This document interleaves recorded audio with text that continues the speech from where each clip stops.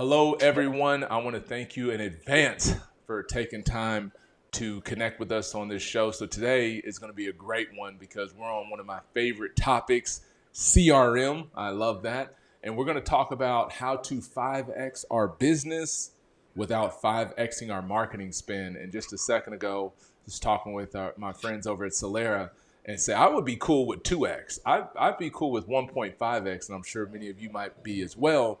But without further ado, we're going to get right into it and pack a lot of value. I'm going to ask some great questions from our guest. And so I'll go around and let them introduce themselves. I'm going to start with the person who really helped create this and connect everybody. He's a longtime friend and business partner. We go way back, about a decade, I would say. And that's going to be Ariel Velasquez, if I'm saying that right. I never really said your last name. Ariel, if you want to introduce yourself, and then we'll go around and then we'll get on to it. Thank you, Durran. You were one of those people that welcomed me when I moved to the mainland. So, being a long time, my kids are already big and all that. But my name is Ariel Velasquez. I am the area sales director for Solera for Tennessee and Puerto Rico. All right. And then next up, we have the other gentleman I have is Ed. And so, Ed, I'll let you go ahead and introduce yourself as well.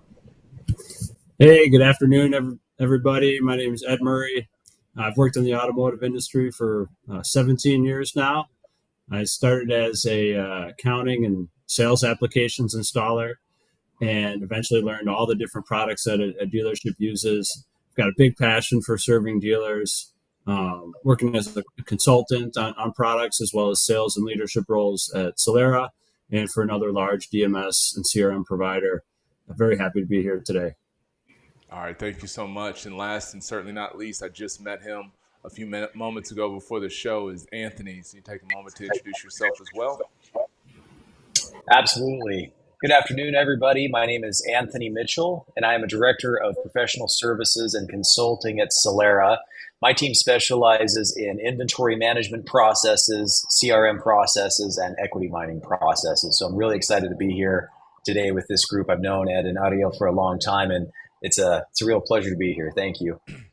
Good. And so, Anthony, I'm actually going to come right back to you first because you said something that was powerful, and you talked about equity mining and data mining. And so one of the reasons why this part is so important, the question I'm going to ask, is because not only is this about helping dealerships 5X their business in terms of sales, but I think another big category or a big opportunity, I would say, is how to purchase and acquire vehicles that they can sell in the future. And a lot of that can be done through equity mining and data mining instead of a dealer sitting there and just focusing only on maybe auction as a channel.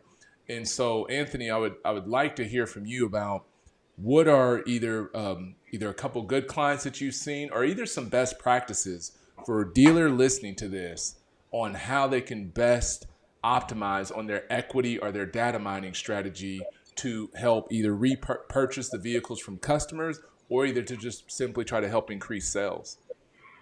Yeah, that's a great question, Durran. So this is something we're passionate about at Solera, and my team specifically talks about with dealers regularly. What's interesting is dealers leave a lot of money on the table with these processes. So I hope your listeners really take this to heart. A couple of things that I always suggest right up front. Number one, if you don't have a service drive process, meaning you aren't actively giving offers to customers who come through your service drive, you're absolutely leaving money on the table. Customers that come into service with you, that have done business with you before, those customers, in my opinion, are job one for anybody that's in the sales department for winning that trade and potentially putting that customer in a new car. And I've seen it done a couple of different ways. If you have an inventory tool, often that tool is going to tell you, like ours does, Inventory Plus, whether or not that vehicle is going to be a high performer for you. So you might just identify those cars that are coming through your drive every single day by looking at what's on my buy list in Inventory Plus and then what's coming through my service drive. So that's an easy way to do it.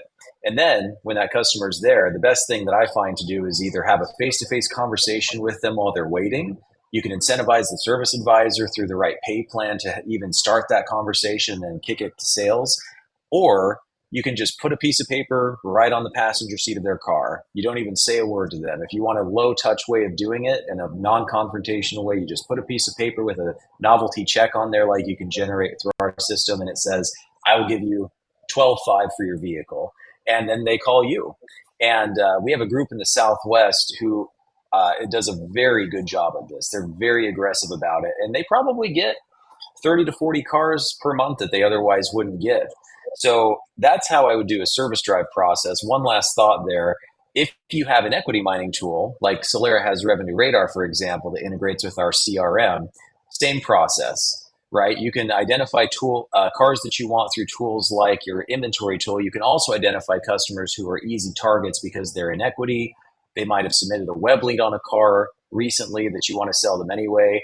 You might be able to lower their payment or get them in a lower APR if they come in and buy something else. So equity mining tools can often categorize customers into all of those things. So a combination of those two tools, your inventory tool and your equity mining tool, if you have one or both of those, use those so that you can talk to your service drive customers. That's step one, I would say. And I'll pause for a minute. Otherwise, I'll keep going and going. This is exciting.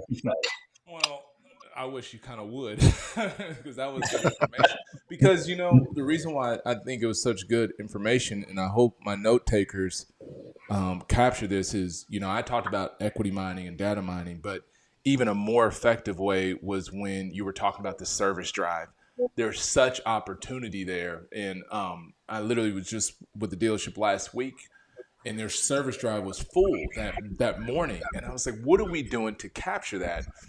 And everybody was like, well, we're working on it, we're thinking about it, but nobody's really actually building a plan around that. So I thought that was great. So this next one, I'm going to leave it open to who wants to speak on this next about how we can leverage AI within the CRM to either assist with equity mining or data mining, or just in general, how can we use AI with our sales teams to help them be more efficient within the CRM? But it's not that the AI is replacing our jobs, but it's enhancing that human touch that they have. Who would like to take that first? Oh, yeah. I could make a quick comment, and then maybe Ariel or Anthony jump in. But Solera announced some exciting things, as many providers did, about AI at NADA, right?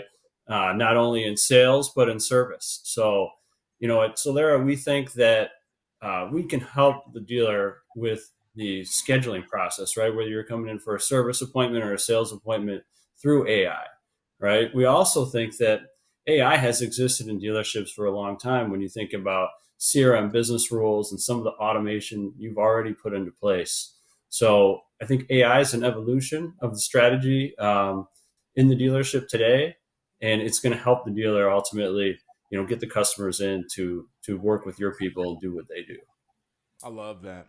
Who wants to? Anybody want to add to that? And AI also, as you mentioned, it's not to just a tool to get jobs done by just the system, but a tool that can help what you're doing right now. So complementing the job that your team is doing with AI is the way to go farther with the tool. Just having AI adding that touch to your email, that message to make it more clear, or you can use the AI to when the dealer is not in operations, that can take over uh, some of those jobs that really need somebody that or a tool that complements what your actual salespeople are doing. So we in Solera, we just launched this year some of those tools that integrate with our CRM, and it's really exciting. We have seen a lot of really good feedback from dealerships because those tools really help how to get that message out and to capture more customers. I love that. Yeah. And, one thing I want to add to this as we, bring it back full circle is that AI, to me, the value that we have with AI is so much more internal than it is external, meaning like it's more employee facing, the tools that we can use, and we can consumer facing. And so I'll give you an example of that. Is one of the most powerful ways I've actually seen AI being used is just to help when consumers are asking certain questions and we're kind of lost of what we're going to say, and you can take these responses and use AI, even if it's like a Grammarly tool, not to give them a plug or anything like that, but just using a tool to help our minds process sometimes what customers are saying and using it in the most efficient ways, or even going back to equity mining or data mining. If I'm an employee and I'm not sure of what to say when I'm reaching out to customers, single, like one to one or one to a few, you might want to use AI to help create that message by saying, hey, I'm looking at targeting this group of people. Hey, could you help me with a marketing message to say, or even if it's just a subject line.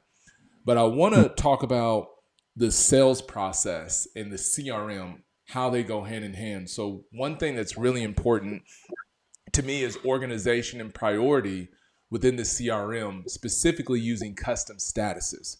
So meaning like we label our customers or we create certain workflows for our sales teams, our BDC teams, our internet team, or even management to use to properly organize their CRM, because I'm sure most of us have been in the dealership or we've seen stores struggle with how to keep up with the right customers so we're getting the right message to them at the right time. And so my next question to the Solera team is, how do you assist dealers and what have you seen that's been successful with making sure that we prioritize every customer and we're using the right statuses or the right workflows to help, help create seamless engagement with our customers? That question really excites me for a lot of different reasons, Duran, because I feel like dealers are limited by their resources just like any business or institution. And I don't say that in a negative way. I say that because dealers have to be really mindful of what resources they have at their fingertips so that they can get 105% out of those resources. To put it another way, we shouldn't be living on hope. We should look at the resources we have and either grow them out or make sure at least that we're utilizing them to 100%. So to illustrate, let me just give you an example. Let's say that we're dealing with a high volume store in Southern California where you're selling 600 cars a month. That's very different than a domestic store in, say, Iowa, where they're only selling 30 a month, right?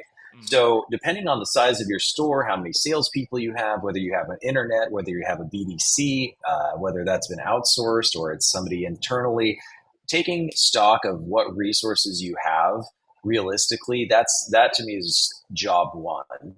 Because once you're very, very clear on who's good at CRM and who's not, then you can start to make some decisions as a dealer. For example, one of the things I think is key when it comes to prioritizing what's hot and what's not in your CRM is whether or not your team has a huge amount of follow-up from previous customers, or you have a team that's largely focused on, say, inbound internet traffic, because those are two very different things. For example, in our CRM, which I still think is the best of the best, Dealer Socket, we have great follow-up processes for customers who have purchased from you before.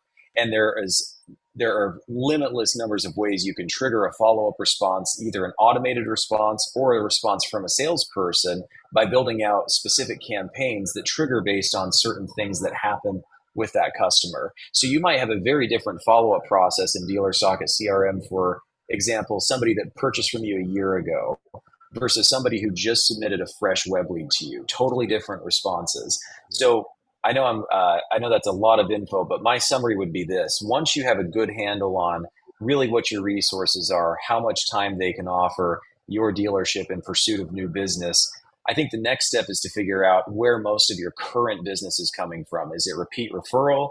Is it inbound? And then allocating those resources in your CRM time accordingly. One last thought on that, and I'll be quiet. Once you've automated those processes as much as you can, it saves your salespeople a lot of time from needless interaction, I guess I would call it.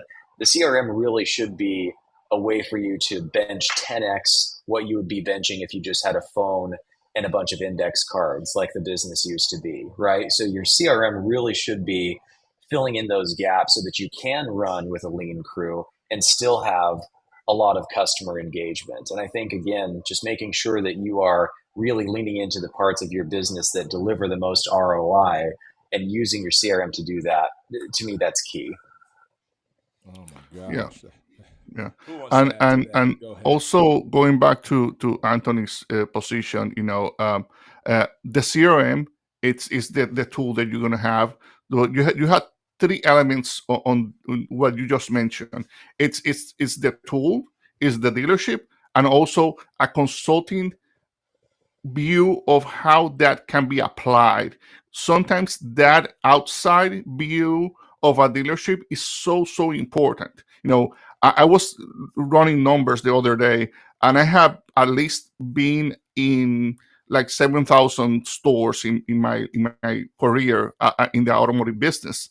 And every time I go to a dealership, just by looking at the dealership, you learned, because you're looking at the process, you're looking at who's doing what, and having that consulting side, and that's Anthony's view, part of Solera, is not only, oh, here's the tool and use it. It's, here's the tool, here's the consulting side, the dealership then has to put their side. Those three factors united, it's what makes CRM successful. If you don't have those three factors, consulting, tool, and the dealership, all pointing to the same side, then that's how a CRM actually succeeds, for those three to work. Man, I'm. This is such gold here, because one of the things that I took in my notes that I like, is the word that I circled. I think, Anthony, you might have said it. You said a lean crew. And most of the dealerships listening to this, that's what we're really facing right now, even across our industry. I'm not seeing many. I've yet to go to a dealership that I've either talked to or walked into where there was a line outside of people waiting to apply to come sell cars at a dealership. I'm not seeing it. And I don't Yep. think we're going to see it for a while unless there's a dealership that has created a brand that people are really crazy about working for. But even then, that dealership probably doesn't need more people because they're already getting it done with who they have. So this is a great message for those of you listening. And you're like, I don't have many people. Well, that's what this whole thing is about. Is it's not just 5xing more of our sales without 5xing our money on ad spend, but it's also about how can we get 5x out of our people without having to 5x Mm-hmm. our staff. So Yeah. this is huge, and I love how we talked about optimizing Yeah. that process. So the And next, Durran, if I go ahead. may, I'm Yeah. I'm so sorry to interrupt, but No. one last thought. Having really good swim lanes that your customers are in mentally, for those at the dealership, putting your customers in a specific swim lane Yeah. is so critical. My friend Alan Mullins talks about this all the time, that dead doesn't necessarily mean dead. If somebody's out of the market today, that's not a death sentence forever. Having your CRM automate those swim lanes and having somebody with a pay plan set up to manage those swim lanes, that is really where I think dealers, especially in this day and age with high interest rates and slowing, a little bit of slowing lead volume and building inventory, that's really where we just have to keep grinding at and getting really efficient at, is making sure that every single lead that we've paid good money for to come into our CRM, every single customer that walks into the store, that we have good processes in place in a swim lane that that customer is in, so that we know they're being taken care of. And I can't emphasize the pay plan part of that enough. If someone doesn't have a pay plan set up to manage those customers, they're not going to Mm-hmm. do it, which is fair. Yeah. That's how you get paid, right? Mm-hmm.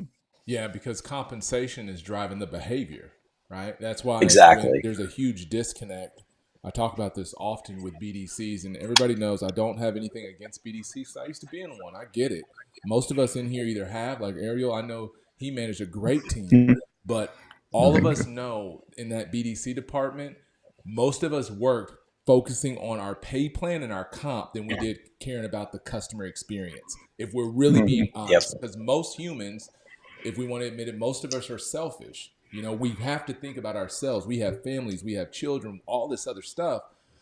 And when you think about that, how are you getting the right behaviors out of your team? And Anthony, what you said was gold. If there's not somebody who their comp is really focused on driving the right behaviors out of our CRM and keeping that thing organized and keeping it system, and coaching the team all throughout the day.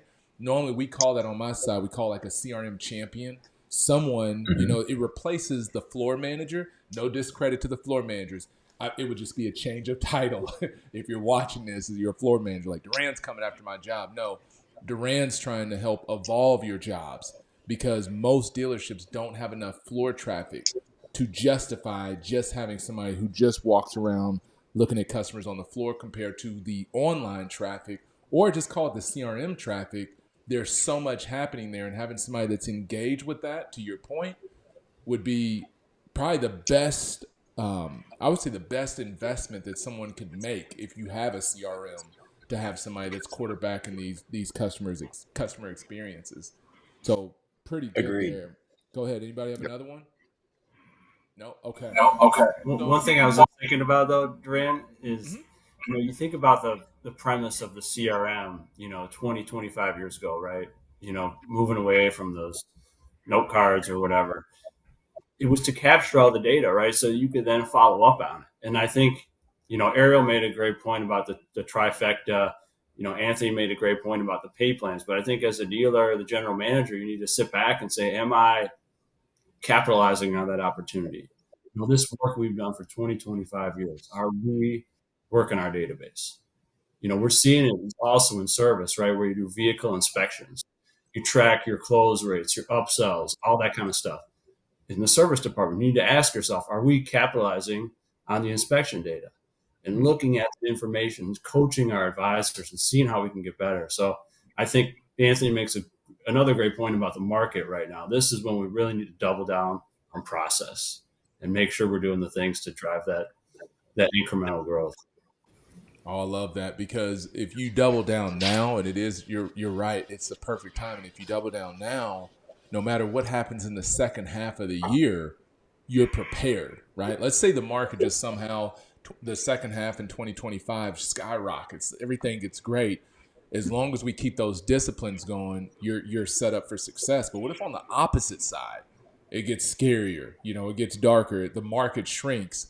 Everything that we're talking about on here is huge in terms of growing your business, no matter what kind of economy that you're in, right? So I love that, especially for these stores. You got stores listening to this call, especially within the cage community. You've got stores listening to this call that have been in business 30, 40, and 50 years. Family owned and operated. At that point, and this is no dig towards marketers, but if we're efficient with our CRM and our data, why else will we really need to spend six figures to drive in business when we could spend half that either within our internal database or through comp, or either save it and optimize it somewhere else? So that was pure gold. I want to ask a question about a tool that's helped me a lot, and from a consulting standpoint with my business, and I've seen it help a lot of individuals out there, and that's video. And so I would like to know, from a CRM standpoint, when it comes to video, how is that integrated with Solera CRM? And then what have you seen video do for dealerships that embrace the power of video with their communications, whether it's through equity mining in the CRM, the online sales process, or service as well? But any of those areas, can anybody talk to that? Oh, I can talk to it all day, but I think Ariel should. Who wants to start talking about that? We can talk about that, all of us, because we're really excited. Solera, we just added a lot of integrations with video providers. This year on NADA, we presented all these integrations to be actually integrate video platforms, because there's a lot of video platforms out there. There's a lot of them. So what we wanted to do is to do a partnership with all these providers to integrate video to the actual CRM, where you can see what is actually being sent to the customers in the same platform that you're already using right now. I don't know if you guys want to add more on that, but that's one of the most exciting things that we launched on NADA, and dealers are really excited about this integration with video, because video is so powerful. We are doing it right now because of the power of video. But if you guys want to add more to that, Anyone else? Because I think that's I'll let huge. Ed knows I'm chomping at the bit. So I I'll say one thing about video. The main reason that anytime you get a web lead, you should send the customer back a video is because your engagement rate will double, triple, quadruple. Customer engagement is much, much higher with video than with instant messaging or email or even phone calls, and definitely phone calls, I would say. Video gives customers the power in their hands immediately. If you're the first person to reply back to, for example, let's say I'm putting in a web lead on a Nissan Altima, and the first dealer that sends me back a video response, I immediately feel like that dealer cares Yeah. and they're actually interested in winning my business and they're interested in figuring out what my needs in that particular car are because they took the time to send me a video. One of the great things about our Socket Talk texting platform, our native texting platform with Dealer Socket CRM, is we can attach videos right in our native texting platform and send videos to customers. And all of those interactions are logged in the CRM. So I would say that the engagement factor alone that's what excites me about video. It really makes customers feel heard and validated and excited about doing business with you. Well, here's what I would add to that I think is huge. Putting myself in a salesperson is one, that engagement rate is huge. So I'm like, why would I do video? So you're telling me I'm going to get more engagement. And then the other thing that I've seen that's been a frustration is when there's not an integration. So with certain CRM partners, what I've learned in my little tenure as a trainer and consultant, if you make it hard on people, they're not going to do it. Like if it's not simple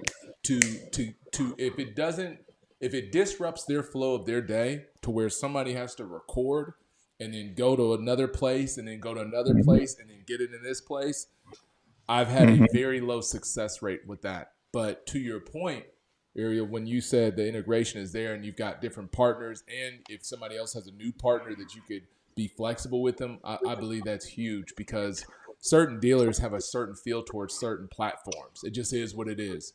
Yeah. And I think the fact that they have an option and it's easy to integrate with the team, I think is a win-win for everybody that is using that tool. So I think that's great.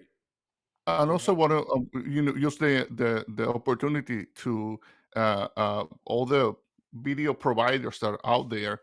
They're probably watching this video. We're open to do partnerships with all these video providers. Please reach out to us.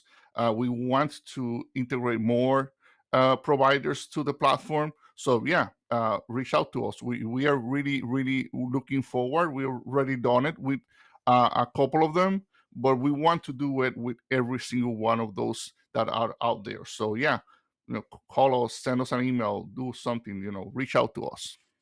Oh, that's good.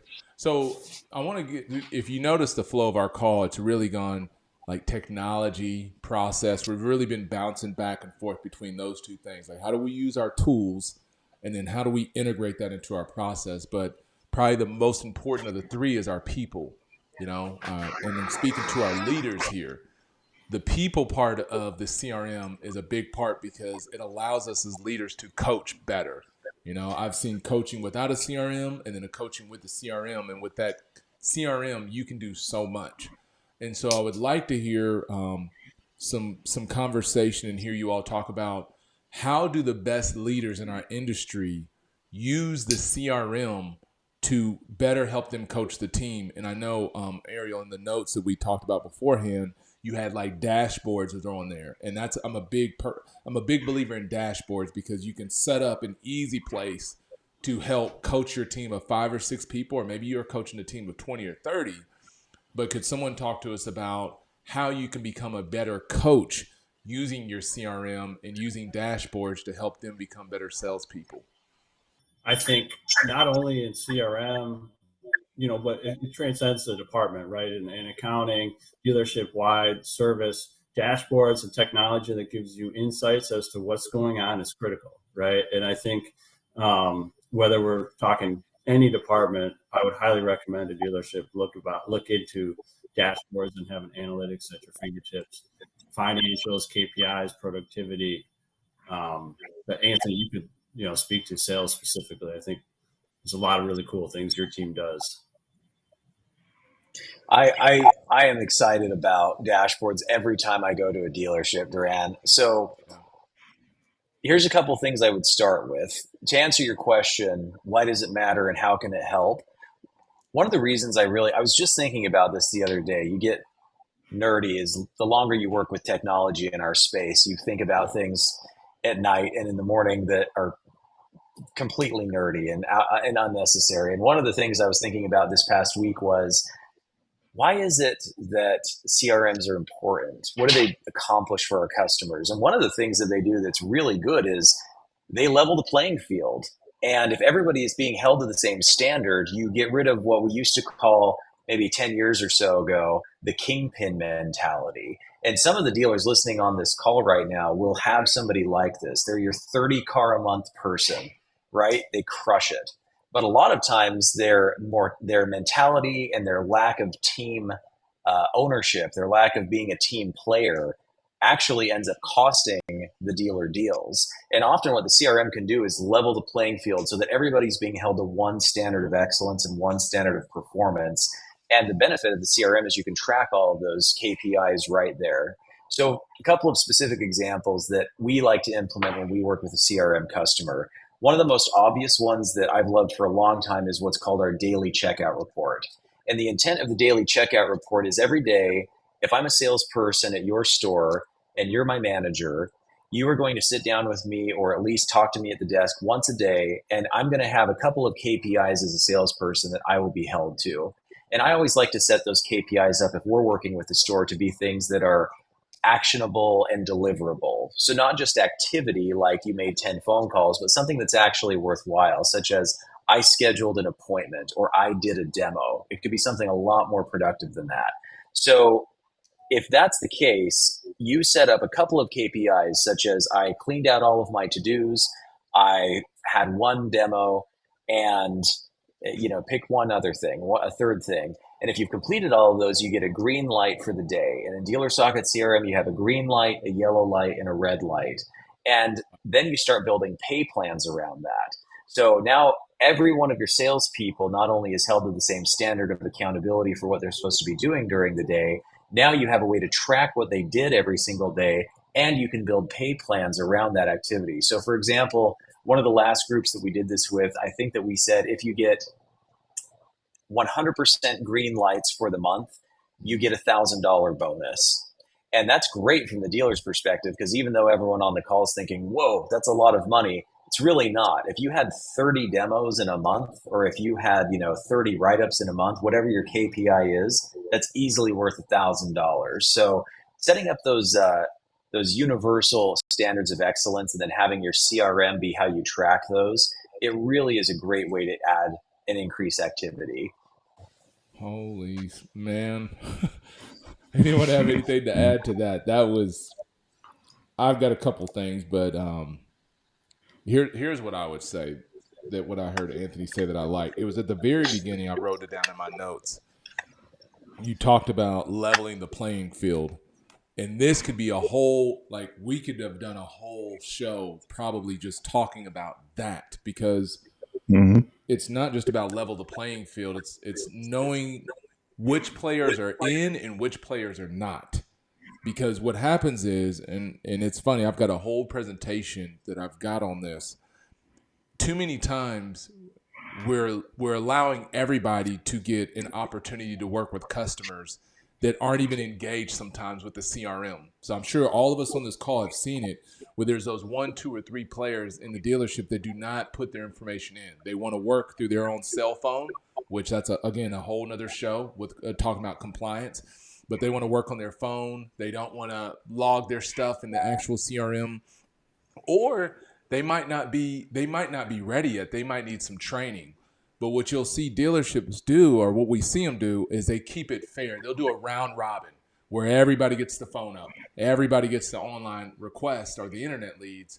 But because we're not dialed in on what you just talked about, those key KPIs, and we're looking at those dashboards and having those daily check-ins, we're not sometimes us as leaders, we're not paying attention to what's important, right? And so we continue to keep feeding the wrong employees that really have no business getting customers. Or on the opposite side of that, you have somebody that's really doing an excellent job. I'm talking about they follow the steps exactly the way it's supposed to be within the CRM and the customer experience, but yet they're still getting the same amount, if not less, than everyone else because we're trying to keep it fair. And I like the fact that you said, let's level the playing field. We're all on the same page here. So whether you sell a few cars a month or you sell a ton, we're all going down this path together. And I love that. Like I said, we could talk so much because accountability, leadership, and being clear about what we expect from our people is what's separating the good from the great. And what you heard Anthony just talk about is how you can do that right there within the CRM and keep a seamless experience. So I want to go around. I want to go around to each of you before we bring this to a close, because this has been so helpful and beneficial. Is if you wanted to point out at least one thing that you've seen amongst all CRMs out there that you've seen really has been beneficial with Solera CRM, or it could just be a best practice that you've seen that you don't see many others using.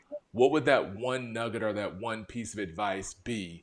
And so whoever wants to start off first, they can go. Doesn't have to be long, but just a good nugget that people can take at the end of this show and say, okay, I'm going to try this either within my CRM or either I'll reach out to you all because I'd like to learn more information about it. I'll close it off with one last thought, which is it's a 2-for-1. Automate as much as you possibly can.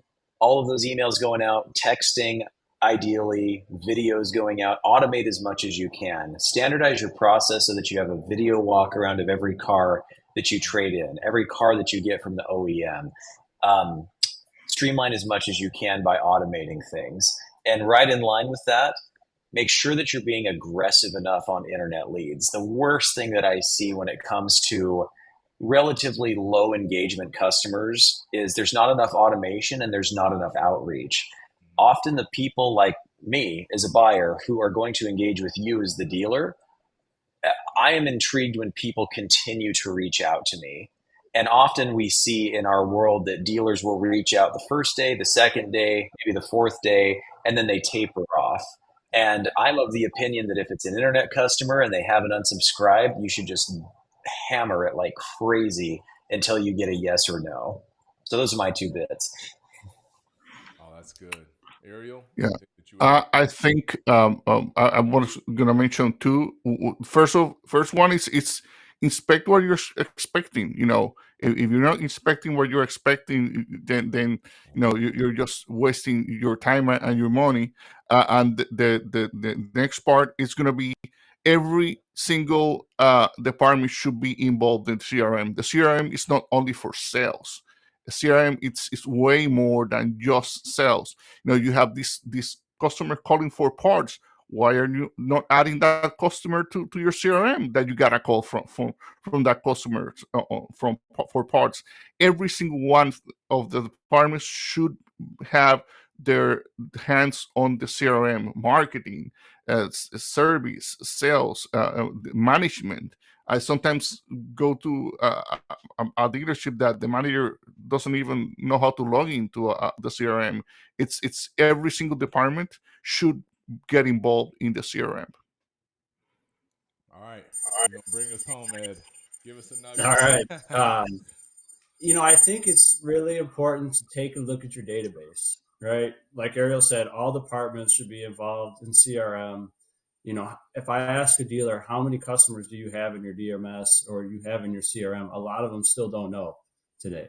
So when you have your manager meetings, bring up your customer list, talk about who's in your database, where the opportunities might lie, and then also invest in name consolidation, right? Deduping, whether it be your CRM, your DMS, name file purification tools that'll update with national change of address, do not call, those types of things. So invest in that database, and that's my closing thought. Oh wow! So that was That was a lot right there, because what I heard was there's so much that we can do within our CRM that it's never, what I heard is that we're never really finished. We just continue to keep evolving within the CRM, right? Because I took a lot of notes. We're talking about automation, which I believe is key, because again, the whole goal is how can we 5X more business without 5Xing our spend, but I'll add without 5Xing our time. Right? Our time is so important. Our employees' time is so important. Our customers' time are so important.